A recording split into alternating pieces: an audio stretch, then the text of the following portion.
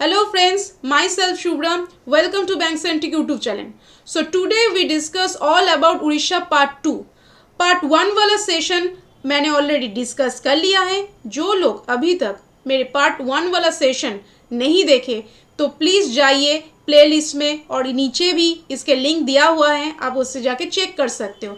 उसमें मैंने सारे स्टैटिक पोर्शन उड़ीसा की डिस्कस किया था. तो आज का जो सेशन है वो कॉम्पैक्ट इंफॉर्मेटिव सेशन होने वाला है, क्योंकि आज मैं करंट पार्ट को, उड़ीसा की ज़्यादातर करंट पार्ट को मैं आज डिस्कस करने वाली हूँ. और ये जो सारे एग्ज़ाम के पॉइंट ऑफ व्यू से बहुत ही इंपॉर्टेंट होते हैं. सो अभी तक जो लोग इस चैनल को सब्सक्राइब नहीं किया तो please subscribe our channel and नीचे जो हिट लाइक बटन है उसको हिट कीजिए ताकि हमें भी मोटिवेट मिले, और अपने दोस्तों के साथ इस वीडियो को शेयर कीजिए ताकि हम लोग भी ग्रो कर सके और हमें भी मोटिवेट मिले और उन लोग को भी इस वीडियो के से थ्रू हेल्प हो जाए. और इस सारे वीडियो की PDF आपको मिल जाएंगे हमारी बैंकसेंट्रिक टेलीग्राम एंड इंस्टाग्राम पे. तो चलिए डिस्कशन शुरू करते हैं. तो जो लोग बिगिनर हो तो उनके लिए मैं बता देती हूँ कि मैंने ऑलरेडी इस सारे चीज़ों की डिस्कशन कर लिया है. Governor, CM, area of state, foundations, capital, known for, boundary line, official language, state animal, birds, dance, UNESCO heritage site, ये सारे आपको ऑलरेडी मिल जाएंगे हमारे पार्ट 1 वाला, उड़ीसा की पार्ट 1 वाला पोर्शन में. उसमें मैंने स्टैटिक पोर्शन के पार्ट को डिस्कस किया है. और आज मैं फेस्टिवल से डिस्कस करने वाली हूँ, तो ज़्यादातर इसमें करंट चीज़ ही होंगे आज के जो सेशन में. तो ये सारे PDF आपको मिल जाएंगे. हाँ, मैंने पहले वाला सेशन का PDF नहीं भेजा है क्योंकि 2 PDF को हमने कंपैक्ट करके भेज देंगे. तो इस वीडियो के बाद आपको बैंकसेंट्रिक टेलीग्राम एंड इंस्टाग्राम पे ये सारे PDF आपको मिल जाएंगे. और जो लोगों को हो चुका है, जो लोग समझ रहे हो कि ये चीज़ हमें हो चुका है, तो आप इस वीडियो को रिविजन्स के थ्रू भी देख सकते हो, क्योंकि जितने रिविजन्स करोगे उतने ही आपके ब्रेन में इस चीज़ को क्लियरली बैठेगा और आप अच्छे से एग्ज़ाम में आंसर दे पाओगे. और जो बिगिनर है उसके लिए तो वेरी इंपॉर्टेंट है, तो उनके लिए देखना चाहिए. तो चलिए देखते हैं. आज का हमारे फर्स्ट जो है वो इम्पोर्टेंट रिलीजियस फेस्टिवल से है. इम्पोर्टेंट रिलीजियस फेस्टिवल, उड़ीसा में सबसे इम्पोर्टेंट फेस्टिवल माना जाता है रथ यात्रा. रथ यात्रा सबसे इम्पोर्टेंट फेस्टिवल में है, क्योंकि रथ यात्रा हम सभी जानते हैं, उड़ीसा में रथ यात्रा के टाइम पे सारे देश विदेश से लोग जाते हैं, उस फेस्टिवल को एंजॉय करते हैं.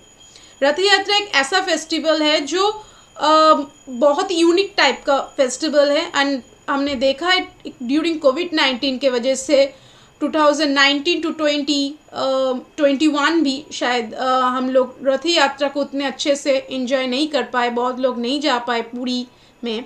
तो रथ यात्रा बहुत ही इम्पोर्टेंट फेस्टिवल होता है. और अदर इससे छोड़ के भी होली एंड नोआखाली फेस्टिवल भी रथ यात्रा में बहुत ही फेमस होते हैं. सो रथ यात्रा के उसके बाद हम जो डिस्कस करने वाले हैं वो है जियोग्राफिकल इंडिकेशन. तो जियोग्राफिकल इंडिकेशंस में क्या है, जो चीज़ GI टैग मिला है जियोग्राफिकली बहुत इम्पॉर्टेंट होते हैं. दैट इज पड, हैंडलूम, फैब्रिक, ये बहुत ही इम्पॉर्टेंट है जियोग्राफिकली इंडिकेशंस के. देन उड़ीसा इलकट होता है Konark stone carving. Then Pattachitra, then क्या है पतचित्रा. देन आता है पिपली एप्लिक्यू वर्क. देन है कंडुआ साड़ी फैब्रिक, बहुत ही उड़ीसा में फेमस है Khandua sari fabric. Gopalpur tissue fabric, ये भी बहुत इम्पोर्टेंट होते हैं उड़ीसा. देन आता है गंजम खेवदा रो, ये भी बहुत फेमस होते हैं उड़ीसा में. उड़ीसा की रसगुल्ला, ये भी बहुत ही फेमस है. रसगुल्ला मेनली फेमस पहले इन्वेंशन हुई थी कलकत्ता में. देन उड़ीसा ने भी इसको GI टैग मिला है रसगुल्ला के लिए. देन कंदमल हल्दी, ये तो बहुत ही इम्पोर्टेंट है. कंदमल हल्दी कहाँ पे मिलते हैं, उड़ीसा में जीआई टैग मिला है कंदमल हल्दी को। देन बोमकाई साड़ी फैब्रिक, ये भी बहुत इम्पोर्टेंट है। जो कहाँ पे मिला है, ये भी मिला है जीआई टैग उड़ीसा को। और क्या है नेक्स्ट है गंजम खेवदा फ्लावर। पहले था गंजम खेवदा रो, अब ये है गंजम खेवदा फ्लावर। ओके, याद रखना, प्रॉब्लम ना आए। देन है हबासपुरी साड़ी फैब्रिक, ये भी उड़ीसा में बहुत फेमस है, हबासपुरी साड़ी फैब्रिक। देन संबलपुर बंधा साड़ी, ये भी बहुत फेमस है उड़ीसा में। और क्या फेमस है धला पदार पर्दा, ये भी बहुत फेमस है। इन सारे जीआई टैग में से कंदमल हेल्दी ये बहुत इंपॉर्टेंट होते हैं। कंदमल हेल्दी कहाँ पे मिलते हैं, जीआई टैग में। रिसेंट न्यूज़ है इसलिए। So now next sun temple, जिसको क्या कहा जाता है, फर्स्ट सोलर टेम्पल भी कहा जाता है, एंड ब्लैक पैगोडा। तो सन टेम्पल को यूनेस्को हेरिटेज साइट घोषित कर दिया है रिसेंटली। तो सन टेम्पल को ब्लैक पैगोडा के नाम से भी जाना जाता है और फर्स्ट सोलर टेम्पल भी है। अगर जो लोग इस घूमने गए हो उनको पता है सन टेम्पल के बारे में। देन कोणार्क जो मंदिर है, जो मोनूमेंट है, वो भी बहुत फेमस देखने को मिलते हैं, बहुत सुंदर है। देन क्या है जगन्नाथ पुरी टेम्पल, ऑब्वियसली जगन्नाथ जी का जगह है तो जगन्नाथ जी का पुरी टेम्पल तो फेमस होने वाला है। उनके जो आर्किटेक्ट है वो भी बहुत फेमस है। देन आता है कंदगिरी केव भी उड़ीसा में है, वो भी बहुत फेमस है। भुवनेश्वर टेम्पल, ये भी बहुत फेमस है। राजा रानी टेम्पल, देन है धौलागिरी, ये भी बहुत फेमस है। देन है अनंत वासुदेव टेम्पल, ये भी बहुत फेमस है। तो इम्पोर्टेंट मोनूमेंट्स में आपको याद रखना है सन टेम्पल, जिसको black pagoda and first solar temple के रूप में भी जाना जाता है, कोणार्क, जगन्नाथपुरी टेम्पल, देन है भुवनेश्वर टेम्पल, कंदगिरी केव, देन राजा रानी, देन धौलागिरी, अनंत वासुदेव टेम्पल, ये भी बहुत फेमस है। देन आता है ट्राइब में क्या क्या चीज़ हमें उड़ीसा में देखने को मिलते हैं, ये आपको याद रखना है। कौन टाइप आपको कहाँ पे देखने को मिलेंगे उड़ीसा पे, ये हमने डिस्कस कर लिया है पहले वाला सेशन में, फिर भी हम एक बार रिविजन्स कर रहा है। तो कौन टाइप आपको देखने में मिलेंगे, कहाँ पे आपको उड़ीसा में देखने को मिलेंगे। देन आपको क्या देखने को मिल सकता है, कंडागौड़ा, ये भी जंग, ये ट्राइब भी आपको देखने को मिलेंगे। जतापुआ ट्राइब भी आपको देखने को मिलेंगे उड़ीसा में। होलवा, ये भी आपको देखने को मिलेंगे। देन आपको क्या देखने को मिल सकता है, देन आपको कोयास, चंचू ट्राइब, ये भी आपको मिलेंगे उड़ीसा में। और देन आपको मिल सकता है ओरांस, गोनार्ड्स, बोन्स, ये ट्राइब आपको देखने को मिलेंगे। और क्या साउथाल्स, ये बहुत इंपॉर्टेंट है, ये तो उड़ीसा में बहुत फेमस है, ये आपको देखने को मिलेंगे। भूमाई, खेड़ाई, ये ट्राइब आपको मिलेंगे। लोधा ट्राइब आपको देखने को मिलेंगे। देन कोंधा टाइप, ये आपको देखने को मिलेंगे। ये सारे ट्राइब आपको उड़ीसा में देखने को मिलेंगे। तो चलिए देखते हैं next type, Hirakud dam. So damn में उड़ीसा में कौन सी डैम है, Hirakud dam is the longest dam in India located in Orissa. तो अब बता दो उड़ीसा में जो हीराकुद डैम है वो कौन सी नदी के ऊपर है। हीराकुद में जो डैम है वो महानदी के ऊपर है। तो हीराकुद डैम जो है वो उड़ीसा की सबसे लार्जेस्ट डैम में से एक है। मतलब नॉर्मली उड़ीसा में डैम बहुत कम है, तो हीराकुद डैम वो उड़ीसा में लार्जेस्ट डैम है जो महानदी रिवर के ऊपर हुआ है। नेक्स्ट है एयरपोर्ट। एयरपोर्ट में क्या क्या इंपॉर्टेंट है, झारसुगुदा एयरपोर्ट, जो कहाँ पे देखने को मिलते हैं, झारसुगुदा एयरपोर्ट आपको देखने को मिलेंगे हमारे उड़ीसा में। देन रावरकेला एयरपोर्ट आपको देखने को मिलेंगे उड़ीसा में। देन आपको क्या एयरपोर्ट देखने को मिल सकता है, थिरुवली एयरपोर्ट आपको देखने को मिलेंगे उड़ीसा पे। देन आपको क्या देखने को, बिजू पटनायक इंटरनेशनल एयरपोर्ट देखने को मिलेंगे। तो झारसुगुदा, रावरकेला, थिरुवली बीजू पटनायक इंटरनेशनल एयरपोर्ट आपको देखने को मिलेंगे उड़ीसा में। और क्या देखने को मिलेंगे, जयपुर एयरपोर्ट आपको देखने को मिलेंगे उड़ीसा में, भुवनेश्वर। देन आपको क्या नहीं मिलेंगे, देन आपको बरहमपुर एयरपोर्ट मिल सकता है देखने को। और क्या है, और है नवागांव एयरपोर्ट भी आपको देखने को मिलेंगे उड़ीसा में। अब आते हैं स्कीम में। So which state government has start a project called Samahati recently. So Orissa ने स्टार्ट किया है समाहति प्रोजेक्ट। अब समझते हैं समाहति प्रोजेक्ट क्या है। सो समाहति प्रोजेक्ट का जो ऑब्जेक्ट है, to teach tribal in their own language.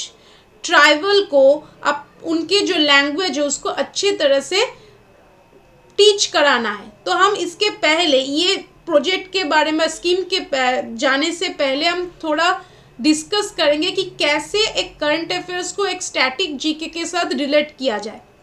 देखो, आप बहुत लोग पढ़ने जाते हैं, पर पढ़ के आप याद नहीं रख पाओगे या रिलेट नहीं कर पाओगे सारी चीज़ों को, तो आप कोई फ़ायदा नहीं होगा। तो आप कैसे इस चीज़ों के साथ एक रिलेट कर पाओगे, आज वही देखेंगे। कि जैसे देखो यहाँ पे लिखा है object to teach tribal in their own language. तो अब इस लैंग्वेज से आपको क्या याद आता है, तो लैंग्वेज के आपसे याद आ जाएंगे ऑफिशियल लैंग्वेज। इंडियन कॉन्स्टिट्यूशन में ऑफिशियल लैंग्वेज कौन से शेड्यूल में आते हैं, क्योंकि ये लैंग्वेज की बात कर रहा है तो हम इससे पॉलिटी के साथ जुड़ेंगे। तो पॉलिटी में हमने लैंग्वेज पढ़ा है, ऑफिशियल लैंग्वेज। तो ऑफिशियल लैंग्वेज कौन सी लिस्ट में आते हैं, कौन सी शेड्यूल में आते हैं, पहले ये बोलो। लैंग्वेज पहले कौन सी शेड्यूल में आते हैं, 8 शेड्यूल में आते हैं। तो ऑफिशियल लैंग्वेज इंडियन कॉन्स्टिट्यूशन में 8 शेड्यूल में आते हैं। और उनमें कितना लैंग्वेज है, टोटल 22 लैंग्वेज है। तो अब बताओ कौन सी पार्ट में आते हैं ऑफिशियल लैंग्वेज। इंडियन कॉन्स्टिट्यूशन के पार्ट 17 में आते हैं ऑफिशियल लैंग्वेज। और कितने आर्टिकल से कितने आर्टिकल डील करता है ऑफिशियल लैंग्वेज, ये भी बताओ। ये आते हैं इंडियन कॉन्स्टिट्यूशन में ऑफिशियल लैंग्वेज 43 to 351 आर्टिकल में आते हैं हमारी इंडियन कॉन्स्टिट्यूशन में ऑफिशियल लैंग्वेज। तो हमने क्या पढ़ा, ऑफिशियल लैंग्वेज। जब भी हमने लैंग्वेज को देखा तो हमें याद आना चाहिए कि इंडियन कॉन्स्टिट्यूशन में लैंग्वेज कौन सी आर्टिकल में आते हैं। इंडियन कॉन्स्टिट्यूशन में हमारे जो लैंग्वेज है वो आर्टिकल 343 से लेकर 351 आर्टिकल में आते हैं। कौन सी पार्ट में आते हैं, पार्ट 17 में आते हैं। कौन से शेड्यूल में आते, 8 शेड्यूल में आते। और उनमें कितने लैंग्वेज है, टोटल 8 लैंग्वेज है। अब क्या आते, अब आते अमेंडमेंट। अब बोलो कि इंडियन कॉन्स्टिट्यूशंस में जो लैंग्वेज आते हैं वो पहले तो 22 लैंग्वेज नहीं था, पहले 14 लैंग्वेज था। उसके बाद एक एक करके लैंग्वेज को ऐड किया गया है। तो फर्स्ट ऐड किया गया लैंग्वेज था सिंध। वो कौन सी आर्टिकल में, कौन सी कॉन्स्टिट्यूशन अमेंडमेंट एक्ट के थ्रू सिंध को कॉन्स्टिट्यूशन हमारी इंडियन कॉन्स्टिट्यूशन में ऐड किया गया था। सिंध को हमारी इंडियन कॉन्स्टिट्यूशन में 21st कॉन्स्टिट्यूशनल अमेंडमेंट एक्ट 1967 में ऐड किया गया था। तो क्या याद रखेंगे, तो सिंध जो लैंग्वेज है वो पहले हमारी इंडियन कॉन्स्टिट्यूशन के लैंग्वेज में ऐड हुआ था 21st कॉन्स्टिट्यूशन अमेंडमेंट एक्ट 1967 के थ्रू। ओके, देन कौन सी लैंग्वेज ऐड हुआ, देन ऐड हुआ कंकनी, मणिपुरी एंड नेपाली। कंकनी, मणिपुरी एंड नेपाली, ये तीनों लैंग्वेज 71 कॉन्स्टिट्यूशन अमेंडमेंट एक्ट 1992 में ऐड हुआ। उसके बाद क्या ऐड हुआ हमारी इंडियन कॉन्स्टिट्यूशन में, उसके बाद बोडो, डोगरी, मैथिली एंड साउथली, ये चारों लैंग्वेज ऐड हुआ। कौन सी कॉन्स्टिट्यूशन एक्ट के थ्रू, हमारी 92 कॉन्स्टिट्यूशन अमेंडमेंट एक्ट 2003 के द्वारा। तो हम क्या याद रखेंगे, हम याद रखेंगे पहले सिंध को ऐड किया गया था हमारी इंडियन कॉन्स्टिट्यूशन में, कौन सी अमेंडमेंट के द्वारा, 21st अमेंडमेंट एक्ट 1967 में। देन कौन सी लैंग्वेज को ऐड किया गया था, देन हमारे लैंग्वेज जो आए थे वो कंकनी, मणिपुरी एंड नेपाली, जिसको ऐड किया गया था 71st कॉन्स्टिट्यूशन अमेंडमेंट एक्ट 1992। उसके बाद बोडो, डोगरी, साउथाली और मैथिली, इनको ऐड किया गया था।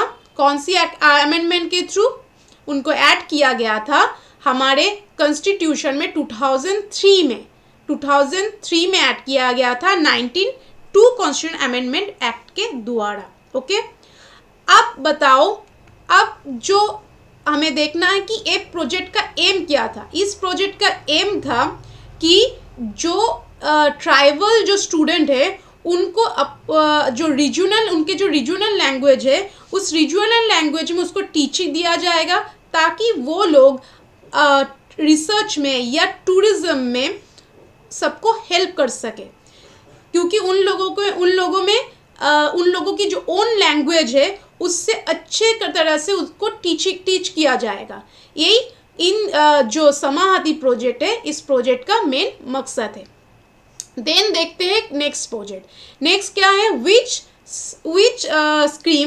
which scheme launched by Odisha government for sanitation workers, that is Garima scheme. Garima scheme sanitation workers के लिए लॉन्च किया गया है उड़ीसा गवर्नमेंट ने। इसका ऑब्जेक्ट है to ensure the economic safety and social dignity of core sanitation workers in the state. तो state में जो वर्कर्स है उनकी हेल्थ के विषय में ये वाला स्कीम को लॉन्च किया गया है। अगर आपको इस स्टेट का जो प्रोजेक्ट है, इनके और भी डिटेल्स जानना है, ये ज़्यादातर आपके प्रीलिमिनरी और मेंस में भी काम आ जाएंगे, पर मेंस के लिए और भी थोड़ा डिटेल्स में आपको जानना पड़ेगा एक एक स्कीम को उठा के। तो आपको अगर एक एक स्कीम की डिटेल्स जानना है तो आप हमारी कमेंट बॉक्स में लिख सकते हो या फिर हमें टेक्स्ट कर सकते हो इंस्टाग्राम पे, तो फिर हम इसके ऊपर एक एक करके वीडियो बनाएंगे। तो चलिए देखते हैं नेक्स्ट क्या उड़ीसा गवर्नमेंट ने लॉन्च किया है निर्मन सरामिक पक्का घर योजना for the welfare of construction workers. Construction workers के लिए उड़ीसा गवर्नमेंट ने लॉन्च किया है निर्मक सरामिक पक्का घर योजना। ओके, सो नेक्स्ट देखते हैं नेक्स्ट क्या है। उड़ीसा गवर्नमेंट ने क्या लॉन्च किया है? फकीर मोहन भाषाभूति scholarship scheme for general SC ST OBC candidate. तो SC SC जो कैंडिडेट जनरल कैंडिडेट है उसके लिए उन लोगों के लिए उड़ीसा गवर्नमेंट ने लॉन्च किया है फकीर मोहन भाषाभूति scholarship scheme. Okay, so next देखते हैं थर्ड पॉइंट में क्या है। उड़ीसा ने स्टार्ट किया है सुमंगल योजना online portal has been launched by Odisha government. This योजना would promote, क्या promote करने वाले? Marriage within other caste, intercaste marriage. Okay, तो इंटरकास्ट मैरिज के लिए ये पोर्टल को लॉन्च किया है। इस पोर्टल का नाम है सुमंगल योजना ऑनलाइन पोर्टल। ओके, और is an essential move for social inaugurations. Okay, so and removal of untouchability. तो अनटचेबिलिटी को रिमूव करने के लिए बहुत ही एक अच्छा चीज़ लिया है उड़ीसा गवर्नमेंट ने कि ताकि इंटरकास्ट मैरिज में अगर कोई इंटरकास्ट मैरिज करना चाहता है तो वो कर सकता है। उनके लिए उनको एप्लीकेशन भरना पड़ेगा, तो फिर उनको वो लोग कर सकता है। नेक्स्ट क्या है? नेक्स्ट है fourth point. Odisha government has launch Kalinga Shiksha Saathi Yojana. Kalinga Shiksha Saathi Yojana to provide education loan for दो student who are pursuing higher study। तो जो स्टूडेंट पढ़ाई करना चाहते हैं, हायर स्टडी करना चाहते, तो उनके लिए उड़ीसा गवर्नमेंट ने लॉन्च किया है कलिंगा शिक्षा साथी योजना। ये सारे करेंट स्कीम में से 2022 में से है, 2021 में से, तो बहुत ही इंपॉर्टेंट बनता है अपकमिंग एग्जाम के लिए। तो फिर इस स्कीम को अच्छे से समझना, अच्छे से देखना, और ये सारे स्कीम को आपको मिल जाएंगे, आपके सारे पीडीएफ मिल जाएंगे हमारे bank centric Telegram and Instagram पे। आप लोग उस जगह पे हमने जैसे जोड़ सकते हो। नेक्स्ट है Orissa state government has launch संपूर्ण स्कीम। क्या है? संपूर्ण scheme for pregnant women. Pregnant women के लिए संपूर्ण स्कीम लॉन्च किया है उड़ीसा गवर्नमेंट ने। इसका मोटिव क्या है? इस स्कीम का मोटिव है bring down the death rate of new born child. जो नया छोटा बेबीज है, जो छोटा बेबीज को जो डेथ रेट है उसको कम करने के लिए ये वाला स्कीम ने उड़ीसा गवर्नमेंट ने लॉन्च किया है। And as well as Odisha government ने जो मदर जो बेबी को जन्म देने वाले उस मदर की प्रोटेक्शंस के लिए भी ये वाला स्कीम को लॉन्च किया है। इस स्कीम के द्वारा हर प्रेग्नेंट महिला को 1000 करके प्रोवाइड किया जाएगा, ₹1000 प्रोवाइड करा जाएगा हर मंथ में, ताकि वो अपने ट्रांसपोर्टेशन खर्च को या फिर अपने डॉक्टर की जो इलाज है इससे वो कर सके।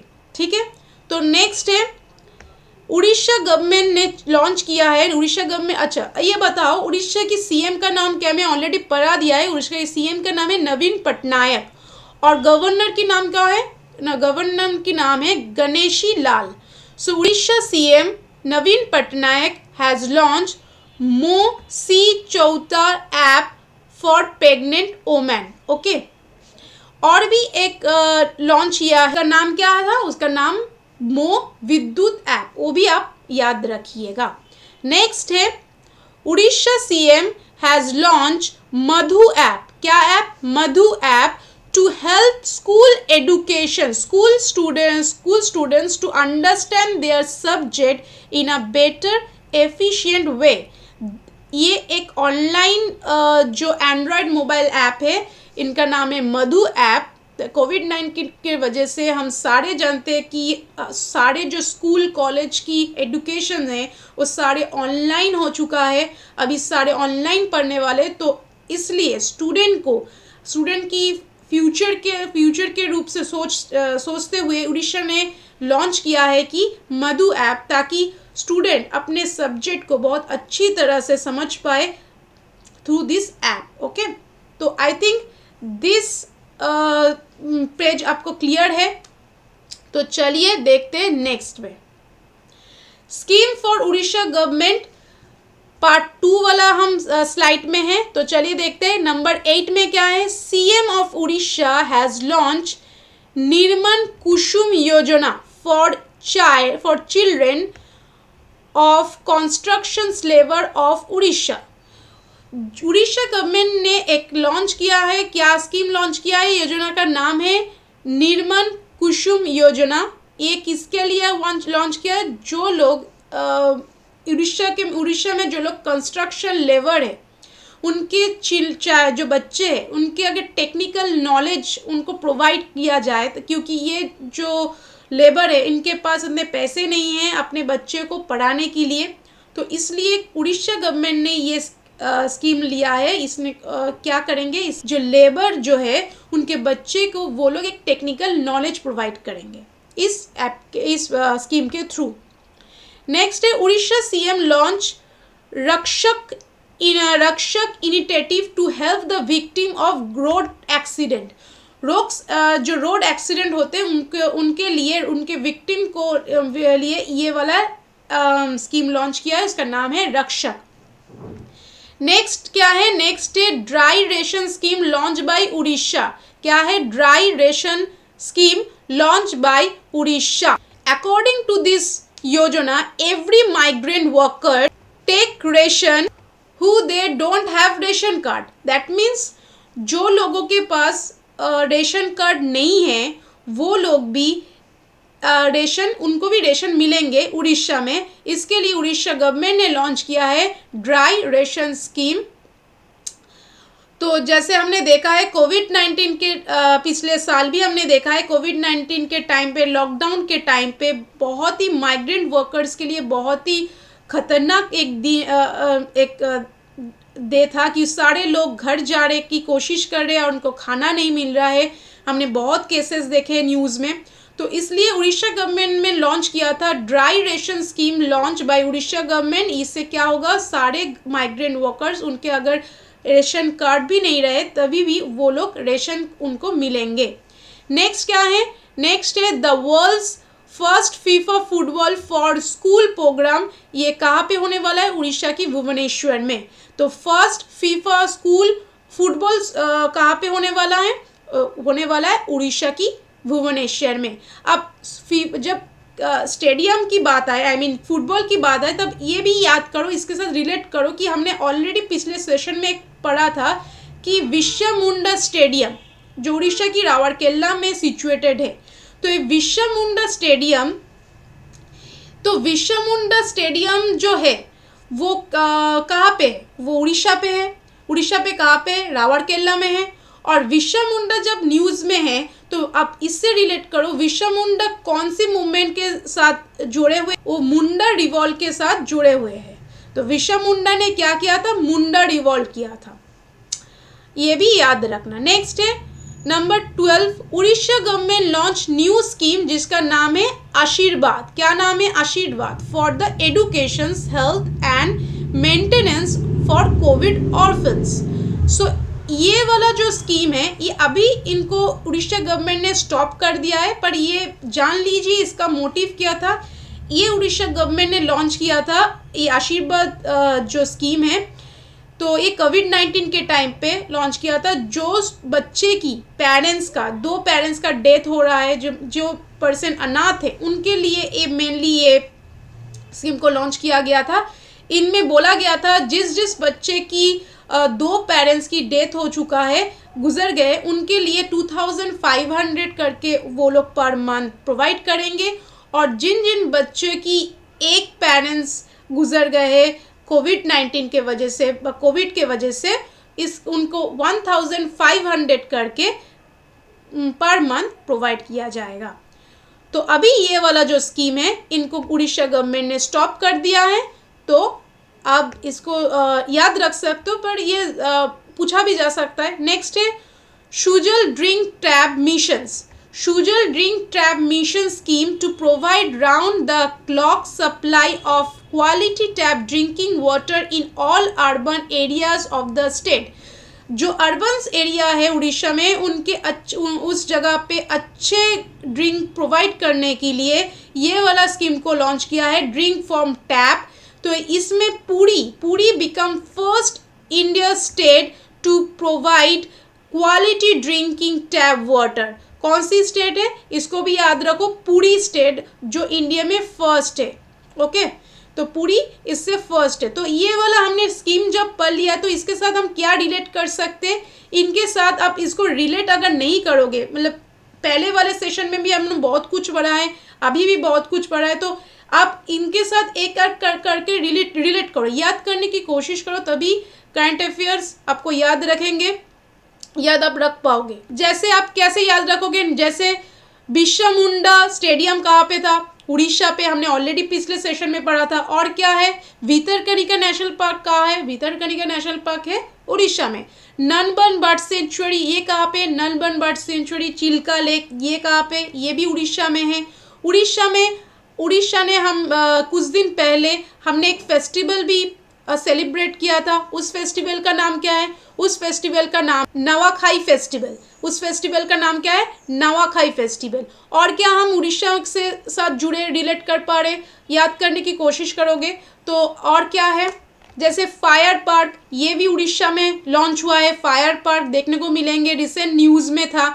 और क्या क्या चीज़ न्यूज़ में है, स्मार्ट हेल्थ कार्ड, ये इस सारी चीज़ को आपको नोट डाउन कर सकते हो। स्मार्ट हेल्थ कार्ड भी रिलेटेड टू उड़ीसा ने लॉन्च किया है स्मार्ट हेल्थ कार्ड स्कीम। और क्या लॉन्च किया है उड़ीसा ने, और एक और चीज़ भी लॉन्च किया है, गोपो बंधु स्कीम भी उड़ीसा ने लॉन्च किया है फॉर जर्नलिस्ट के जो हेल्थ इंश्योरेंस है, इससे रिलेटेड ये गोपो बंधु स्कीम है।